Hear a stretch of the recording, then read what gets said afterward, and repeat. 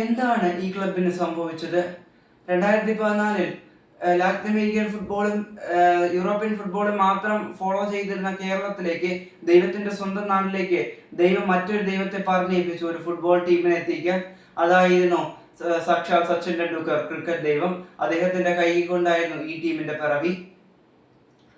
അതിനുശേഷം ആരാധകരെല്ലാം അത്രമേൽ ഓർക്കുന്ന നിമിഷങ്ങൾ. ഡൈഹാർഡ് ഫുട്ബോൾ ഫാൻസ് മുതൽ ക്രിക്കറ്റ് മാത്രമേ കാണൂ എന്ന് പറഞ്ഞവർ പോലും കൊച്ചിയിൽ വണ്ടി ഇറങ്ങിയ കാലം. ഹ്യൂമേറ്റൺ മുതൽ ലൂണ വരെ നീണ്ടു നിൽക്കുന്ന എത്ര കളിക്കാരാണ് നമ്മുടെ ഹൃദയത്തിലേക്ക് ആഴ്ന്നിറങ്ങിയത്.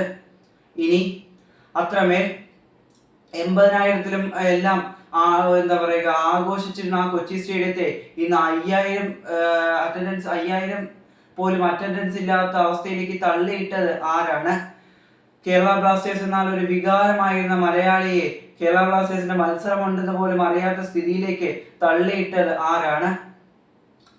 ICC T20 വേൾഡ് കപ്പിന്റെ ആവേശത്തിലേക്ക് കേരള ബ്ലാസ്റ്റേഴ്സിന്റെ ആവേശങ്ങളെ അടർത്തി വെച്ചു കൊടുത്തത് ആരാണ്? ഒറ്റ ഉത്തരം, മാഗ്നം സ്പോർട്സ് പ്രൈവറ്റ് ലിമിറ്റഡ്. ഇവർ കാണിക്കുന്ന കൊള്ളരുതായ്മകൾ പറഞ്ഞു തുടങ്ങിയാൽ നമുക്ക് ഈ മണിക്കൂറുകളൊന്നും പോരാതെ വരും.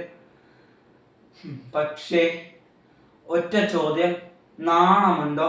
അതില്ലെന്നറിയാം, നാണവും മാനവും ഇല്ലെന്നറിയാം.